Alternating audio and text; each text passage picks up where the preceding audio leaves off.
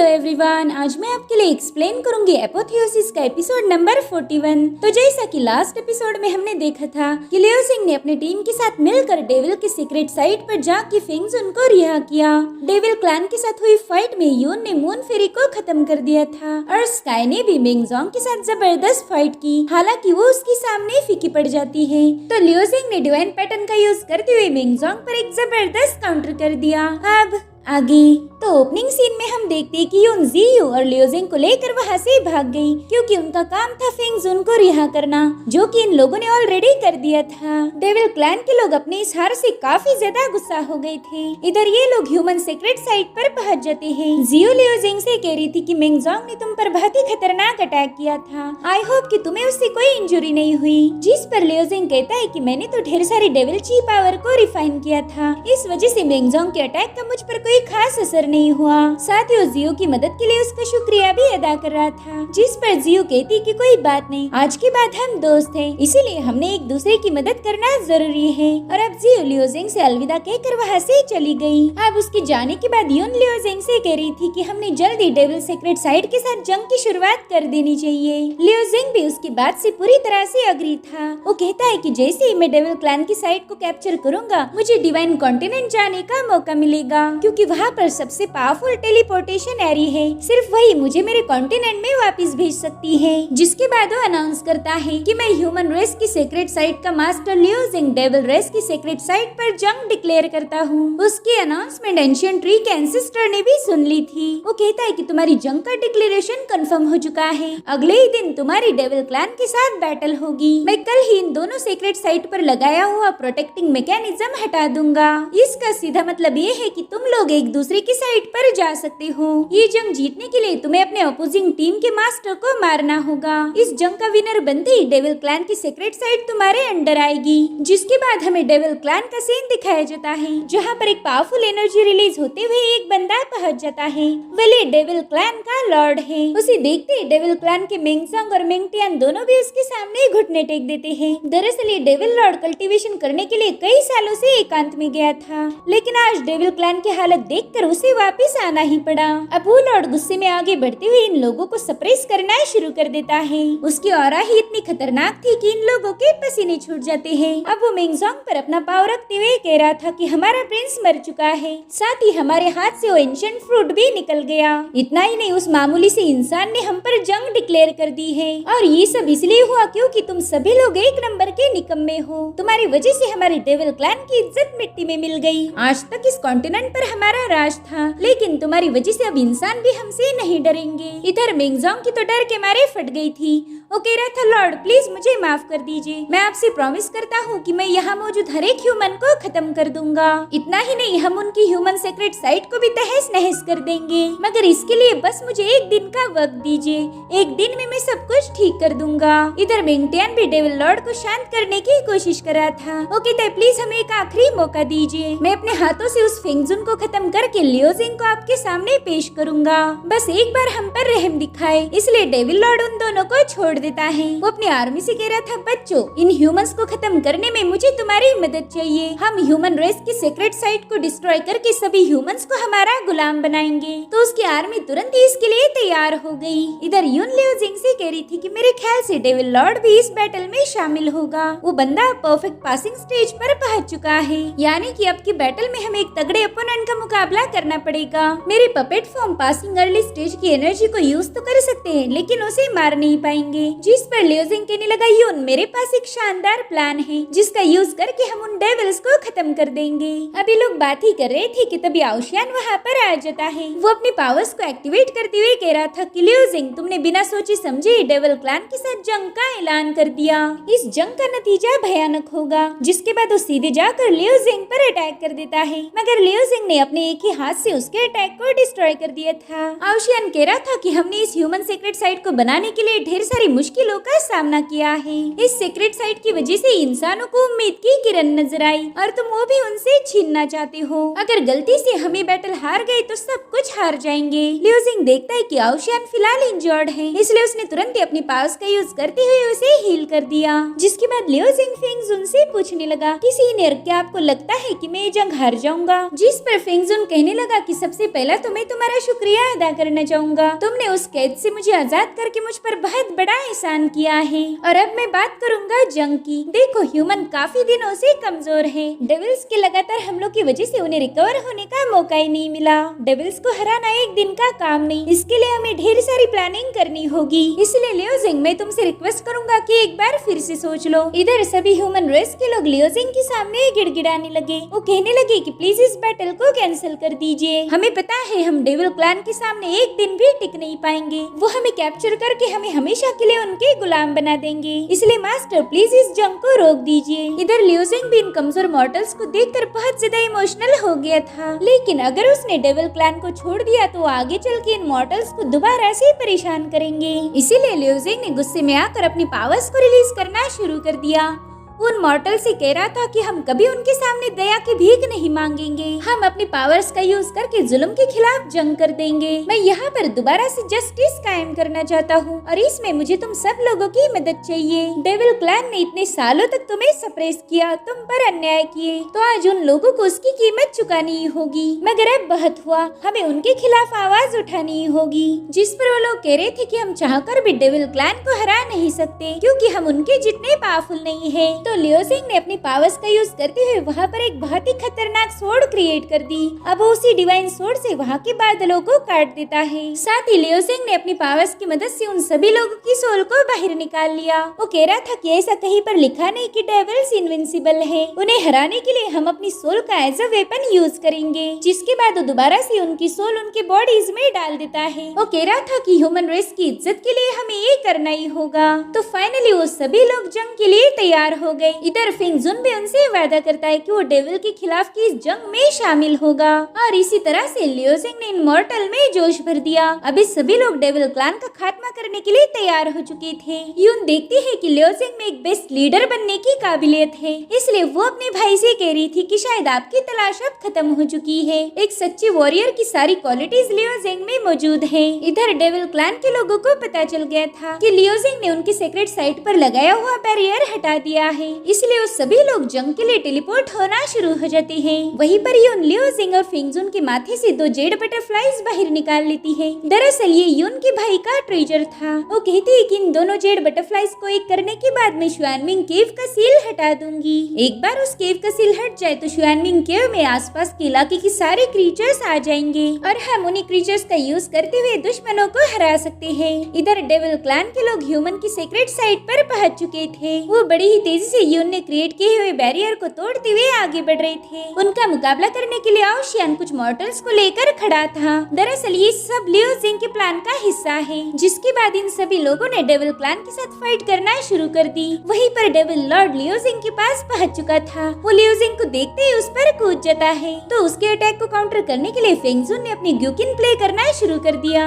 साथ ही लियोजिंग ने भी अपनी तलवार बाहर निकाल ली थी। इधर फिंगजुन ने तुरंत ही डेविल लॉर्ड पर हमला कर दिया, जिसे डेविल लॉर्ड अपनी पावर का यूज करते हुए रोक रहा था। और अब वो डेविल लॉर्ड उसके अटैक को डिस्ट्रॉय करते हुए सीधा फिंगजुन की तरफ आगे बढ़ता है। लेकिन तभी लियोजिंग बीच में आकर अपनी सोर्ड से उसे रोक लेता है। साथ ही लियोजिंग ने यून को भी इशारा कर दिया था, तो यून तुरंत ही अपने जेड बटरफ्लाईज को एक करना शुरू कर देती है। इसका मतलब ये था कि वो शुआनमिंग केव को ओपन करेगी। लेकिन डेविल्स को इनके प्लान के बारे में कोई इल्म नहीं था। डेविल लॉर्ड कह रहा था लियोजिंग मैं भी देखना चाहता हूँ कि तुम ह्यूमंस में कितना दम है। जिसके बाद वो कई सारे डेविल हैंड क्रिएट करके लियोजिंग पर अटैक कर देता है। वो कह रहा था कि हम सुप्रीम डेविल्स हैं और तुम्हारी औकात हमारे सामने कुछ भी नहीं। जिस पर लियोजिंग कह रहा था कि बस थोड़ी देर रुक जाओ और तुम्हें हकीकत पता चल जाएगी। और फिर वो एक ही स्लैश अटैक में डेविल लॉर्ड के सारे पाम्स को डिस्ट्रॉय कर देता है। तब तक यून ने भी जेड बटरफ्लाईज को एक कर दिया, जिससे शुआनमिंग केव ओपन हो जाती है। उस केव के ओपन होते ही यून ने इन सभी लोगों को वहाँ पर टेलीपोर्ट करना शुरू कर दिया। वहाँ पर तो बस 2-3 डेविल्स ही बच गए थे, जो ये सब देखकर काफी ज्यादा शॉक हो जाते हैं। उन्हें समझ नहीं आ रहा था कि उनकी टीम कहाँ चली गई। इधर हमें शुआनमिंग केव दिखाई जाती है। वहाँ पर जेड बटरफ्लाईज का ट्रेजर आकर वहाँ की सील को अनलॉक कर देता है। शुआनमिंग केव के ओपन होने का एहसास आसपास के सभी क्रीचर्स को हो गया था, इसलिए वो सभी क्रीचर शुआनमिंग केव की तरफ रवाना हो जाते हैं।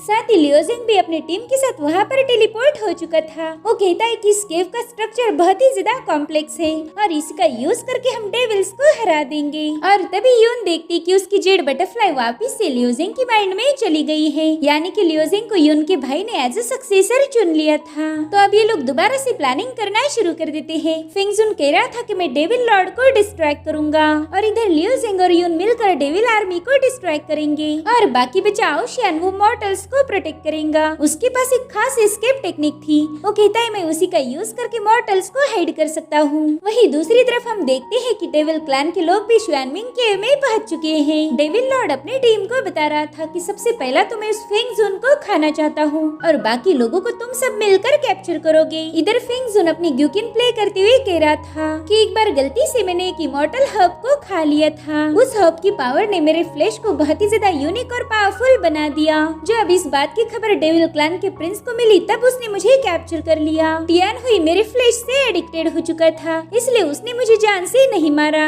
और अब मैं अच्छे से जानता हूँ कि वो मुझे खत्म करने की कोशिश करेगा। और गाइस फिंगजुन का अंदाजा भी बिल्कुल सही निकला क्योंकि डेविल लॉर्ड टियान हुई उसी की तरफ आगे बढ़ रहा था। लियोजिंग ने फिंगजुन को पहले ही बता दिया था कि डेविल लॉर्ड को उसने बड़ी ही चालाकी से जाल में फंसाना है। तो फिंगजुन डेविल लॉर्ड को अपनी तरफ आता हुआ देखकर तुरंत ही वहाँ से भाग जाता है। डेविल लॉर्ड भी बड़ी ही तेजी से उसका पीछा कर रहा था। वो कहता है फिंगजुन इस बार मैं तुझे जिंदा नहीं छोड़ूंगा। पिछली बार तो बस मैंने तेरे हाथ पाँव खाए थे, लेकिन इस बार मैं तुझे पूरी तरीके से फिनिश कर दूंगा। वही दूसरी तरफ हमें शुआनमिंग केव का डीप बोन पेट दिखाया जाता है जहाँ पर मेंगजोंग अपनी आर्मी लेकर पहुंच चुका था। मेंगटियान कह रहा था कि इस बार तो हम उन ह्यूमंस को बिल्कुल भी भागने नहीं देंगे। सबसे पहला तो हम उनकी टांगे तोड़ देंगे, जिसके बाद ये सभी लोग उस पीठ में कूद जाते हैं। मगर वहाँ पर तो ह्यूमंस का कोई नामो निशान नहीं था, बल्कि इन्हें तो बड़ी बड़ी सेंटीपीड चारों ओर से घेर लेती है। अब उन सेंटीपीड्स को देखते ही मेंगजोंग ने तुरंत ही अपने हैमर समन कर लिए। वो अपनी पावर्स को एक्टिवेट करते हुए कहने लगा कि इन ह्यूमन ने हमें मॉन्स्टर्स के जाल में फंसा दिया है, मगर हम डेविल इतने कमजोर नहीं कि इन मॉन्स्टर्स के हाथों मारे जाएंगे। जिसके बाद वो अपनी जबरदस्त ऑरा रिलीज करते हुए उन सभी सेंटीपीड को एक ही झटके में खत्म कर चुका था। वही दूसरी तरफ हम आउशियान को देखते हैं जो कि अपने रास्ते में आने वाले सभी मॉन्स्टर्स को खत्म कर रहा था और अब वो अपनी मॉर्टल्स की टीम लेकर डेविल आर्मी के पास आ जाता है। तब तक लियोजिंग भी वहाँ पर पहुँच चुका था। उसने आते ही वहाँ पर एक फॉर्मेशन क्रिएट कर दिया। वेल इस फॉर्मेशन का एक पार्ट है ब्लड सैक्रिफाइस। तो ये सभी लोग अपना ब्लड सैक्रिफाइस करते हुए लियोजिंग को उस फॉर्मेशन को एक्टिवेट करने में मदद करने लगे। इस ह्यूमन ब्लड के सैक्रिफाइस ने ह्यूमन सोल्स को इग्नाइट किया था, यानी कि लियोजिंग इन सभी की सोल को आसानी से एक्सेस कर सकता था। अब देखते ही देखते वो सारी सोल पावर लियोजिंग की बॉडी में एंटर करती है, जिससे उसकी ताकत हद से ज्यादा बढ़ चुकी थी और फाइनली वो फॉर्मेशन भी फुल्ली एक्टिवेट हो गया। उस फॉर्मेशन ने एक ही झटके में डेविल आर्मी का खात्मा कर दिया था। वेल इस टेक्निक को सोल शेकिंग हार्ट फॉर्मेशन कहा जाता है और इस फॉर्मेशन को पहली बार यून के भाई ने ही यूज किया था। उस फॉर्मेशन की खतरनाक पावर से मेंगटियान और मेंगजोंग भी घुटनों पर आ गए थे। शाओचिन समझ जाता है कि अगर ऐसा ही चलता रहा तो डेविल क्लैन की हार हो जाएगी, इसलिए वो सीधा लियोजिंग पर अटैक करने के लिए आगे बढ़ा। मगर तभी यून ने बीच में आकर शाओचिन को एक केज में ट्रैप कर दिया। इतना ही नहीं, यून ने तो उसे कस के लात मार दी, जिससे शाओचिन बहुत ही दूर जाके पिटक गया था। इधर मेंगजोंग कुछ भी करके लियोजिंग की इस फॉर्मेशन को डिस्ट्रॉय करना चाहता था, इसलिए वो तुरंत ही जाकर अपने हैमर से लियोजिंग पर अटैक कर देता है, जिससे लियोजिंग काफी दूर जाके पिटक गया था। साथ ही उसने बनाया हुआ हार्ट फॉर्मेशन भी ब्रेक हो जाता है। इतना ही नहीं, उस फॉर्मेशन की ऑरा ने तो मॉर्टल्स को भी घायल कर दिया था। हालांकि ये उन्हीं की सोल पावर है। मेंगटियान की आर्मी पूरी तरह से डिस्ट्रॉय हो चुकी थी, इसलिए वो काफी ज्यादा भड़क जाता है। अब उसने सीधे जाकर मॉर्टल्स को मारना शुरू कर दिया। तो अब मॉर्टल्स को बचाने के लिए लियोजिंग ने आउशियान को इशारा कर दिया। वो कह रहा था जल्दी से अपनी पावर का यूज करो। तो आउशियान तुरंत ही अपनी एस्केप टेक्निक को एक्टिवेट कर देता है। आउशियान ने अपनी स्पेशल मूव का यूज करते हुए वहाँ मौजूद सभी मॉर्टल्स को टेलीपोर्ट करना शुरू कर दिया। अब तो मेंगटियान चाहकर भी उन मॉर्टल्स को मार नहीं सकता था, इसलिए अब वो दोनों मिलकर सीधा लियोजिंग की तरफ आगे बढ़ते हैं। यून को पता था कि लियोजिंग अकेला इन दोनों का मुकाबला नहीं कर पाएगा, इसलिए वो तुरंत ही लियोजिंग की मदद करने के लिए जाने लगी। लेकिन शाओचिन उसका पीछा करने लगता है। उसने बड़ी तेजी से आगे बढ़ते हुए यून पर एक जबरदस्त अटैक कर दिया, जिसे यून अपनी पावरफुल शील्ड बनाकर रोक रही थी। शाओचिन देखता है कि इस अचानक से किए हुए हमले में यून उसके सामने कमजोर पड़ गई है, इसलिए वो तुरंत ही यून को जकड़ना शुरू कर देता है। यून को भी शाओचिन की थंडर पावर की वजह से काफी ज्यादा तकलीफ हो रही थी। इधर शाओचिन यून से कह रहा था कि आज तुम भी मेरे साथ मरोगी। इतना कहकर उसने अपनी दोनों तलवारें अपने ही अंदर घुसा ली। दरअसल वो खुद को सैक्रिफाइस करके यून को मारना चाहता था। इधर यून जैसे तैसे उसके थंडर रोप को ब्रेक करके आजाद हो जाती है, मगर वो देखती है कि शाओचिन की वजह से वहाँ पर लाइटनिंग पावर रिलीज हो रही है, जो कि शाओमिंग केव में मौजूद ट्रू एसेंस के साथ हिट हो रही थी।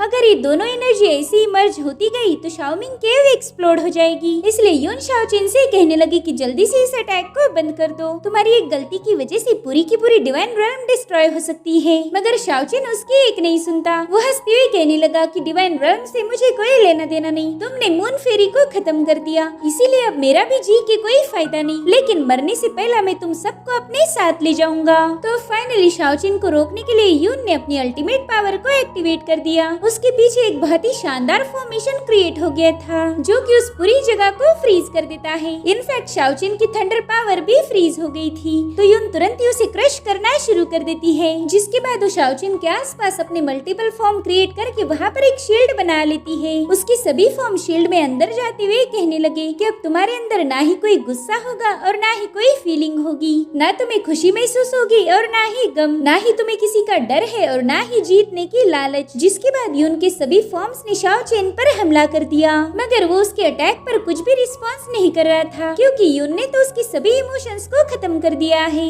अब धीरे धीरे करके शाओचिन की पूरी बॉडी डिस्ट्रॉय हो गई। उसकी बॉडी डिस्ट्रॉय होने के बाद वो यून से पूछता है कि आखिर मैं हूँ कौन, लेकिन यून ने इसका कोई जवाब नहीं दिया। तो इस तरह से यून ने मून फेरी के साथ साथ शाओचिन से भी निपट लिया। इधर लियो जिंग मिंगजोंग के साथ फाइट करते हुए एक पत्थर की सोड पर पहुंच जाता है। उसके वहाँ आते ही अजूर ड्रैगन जाग जाता है। वो लियो जिंग से कह रहा था, बच्चे ये ब्रोकन सोड कोई मामूली सोड नहीं, बल्कि ये एक सुप्रीम डिवाइन वेपन है, जिसे अपर रेल्म में बनाया गया था, इसलिए जल्दी से इसे रिफाइन कर लो। इसके रिफाइन होते ही मेरी सभी ड्रैगन स्केल्स लाइट अप हो जाएगी। तो लियो जिंग ने तुरंत ही अपनी डिवाइन पावर्स को एक्टिवेट करते हुए उस सोड पर अपने हाथ रख दिए, यानी कि उसने रिफाइनिंग प्रोसेस स्टार्ट कर दी थी। इधर मिंग टियान भी लियो जिंग पर लगातार स्लैश अटैक करने लगा, लेकिन लियो जिंग की बॉडी से निकलने वाली डिवाइन पावर अपने आप उसके अटैक को डिस्ट्रॉय कर देती है। इधर लियो जिंग ने अपनी पूरी ताकत लगाकर उस ब्रोकन सोड पर जमी हुई मिट्टी को हटाकर रियल सोड को बाहर निकाल लिया था, और अब उसी ब्रोकन सोड का यूज करते हुए मिंग टियान पर एक जबरदस्त स्लैश कर देता है, जिससे मिंग टियान काफी पीछे पुश हो जाता है। वो हैरान होकर कहता है कि ये बच्चा सुप्रीम डिवाइन वेपन का यूज कैसे कर पा रहा है। इधर मिंगजोंग को भी लियो जिंग की पावर्स देखकर शॉक लग जाता है, इसलिए वो भी लियो जिंग को रोकने के लिए अपनी अल्टीमेट टेक्निक को एक्टिवेट कर देता है। उसने अपने हैमर का यूज करते हुए वहाँ पर ढेर सारे पावरफुल हैमर क्रिएट कर लिए। वो अपना पाव पटकते हुए कह रहा था कि आज मैं तेरा चूरा बना दूंगा, लेकिन जैसे ही मिंगजोंग के हैमर्स लियो जिंग के पास गए,